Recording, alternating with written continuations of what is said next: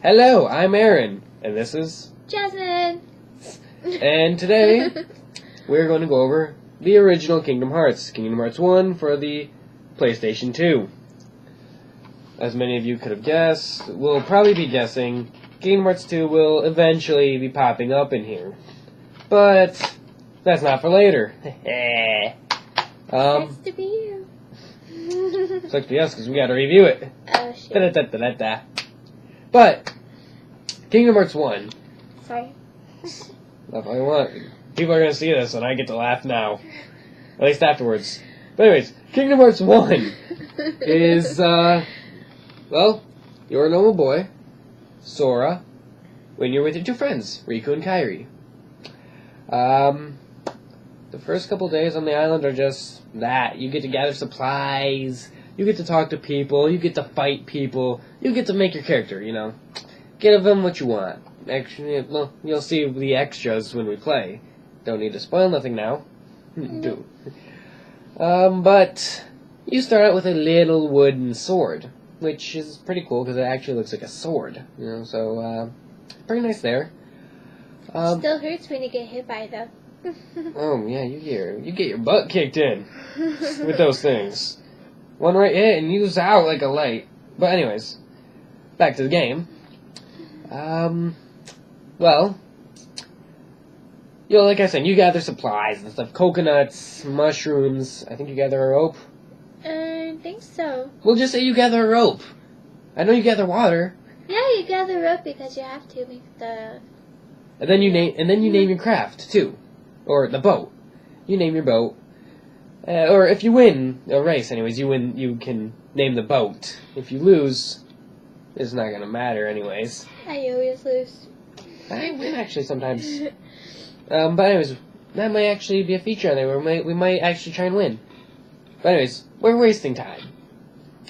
But like I was saying, you get the boat, and then you name it or you don't. And then, well, the third day comes, and it's storming out, and all three of you smart kids forgot to tie up your boat. So guess what you do? You get to. You run out of your house Yeah. to tie up the boat. You find two other boats there. So you know Riku and Kairi are there too. Yeah. Okay, and then you get to fight your way through Heartless with your wooden sword.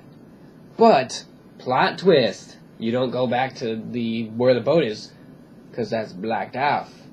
You go to this little cave where you and Kairi each sketched in a little, well, you sketched in some artwork anyways. Surprise, surprise, I ain't gonna say nothing about it. The artwork, and then there's a door there. And a mysterious stranger comes out of there from Organization 13, whom you don't know about yet. He looks creepy. Spoiler. But he comes out and says something about the world's going to be destroyed and we're not strong enough to keep it around, and etc., etc. Like she said, he's creepy, but that's me. But after that, some stuff happens, and you're in a new world. And then everyone's three favorite characters comes out. Pluto, Goofy, and Donald. Later, King Mickey, as he's so called in here. Mickey, Organization 13, Mickey, the man with 1,000 names. Okay, last one's a lie. Well, he'll come in later. But, for some of the words you will get, you have the Destiny Islands, which is where you're being raised. You have Traverse Town, which is the world that you'll find yourself in after you wake up. You've also got the Wonderland. Everyone gets to meet Alice until she vanishes. You also get to go to the Coliseum, where you see Phil and you don't see Herc until later on. Then you can also go to the Deep Jungle, where Tarzan is. All three of those worlds will become available to you. Then after a while, after Traverse Town, if I'm right. I think I'm right. Yeah, I think you go back to Traverse Town after you get out of after you go through all three of them. Yeah. Then you go to Agrabah, which you get to meet Aladdin and Jasmine. And you get to see the monkey, and the evil guy, and the parrot. Squawk! And Then you get swallowed up by Monstro, and you find Pinocchio, and his dad Geppetto. Now, after you're finished in Monstro, you're gonna find that Geppetto has gone back to Traverse Town, where there's a new house there. Spoil, spoil. And then you also get to go to Under the Sea. Under the Sea to Atlantis. Not my favorite area. I'm just happy I can skip it. Oh my gosh, I hate that music. Then you get to go to my favorite area, Halloween Town, because it is Halloween. Everybody make a scene. And then you go to Neverland, where you get to meet Peter Pan, and he can fly around and all that stuff. Of course, you find him in the ship of the peg, or what does he have, a peg leg or a hook hand?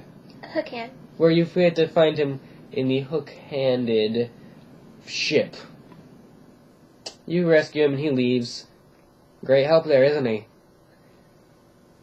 He goes to rescue his friend, and he leaves you left for dead, basically. He'll come back later. Then you get to go to Hollow Bastion, a world in which is forgotten, really. To tell you the truth, I never heard of that world. It's one of those worlds that no one's heard about until this game. It's a world that I think they made it up in the game. Yeah. It's the world that was forgotten, sadly. Until Kingdom Hearts 2, in which case it's the main area. But we'll save that for Kingdom Hearts 2, won't we? And then you have the last area, which is the end of the world. It is difficult unless you have everything, really. Everything that you'll need, everything that you'll want.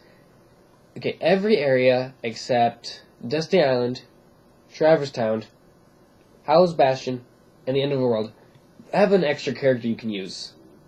Oh, wait, Wonderland 2. I think Wonderland. And I think Coliseum is up until number 2. Okay, a few of these areas you can have a extra person. I don't remember which ones. Atlantis, you get the Little Mermaid. Halloween Town, you get Jack Skellington. Neverland, you get Peter Pan. Deep Jungle, you get Tarzan. I think that's it, sadly. They fixed this up in Kingdom Hearts 2, but that's all the time we have today. Thank you. Say goodnight, Jasmine. Good night. Stay Detroit much?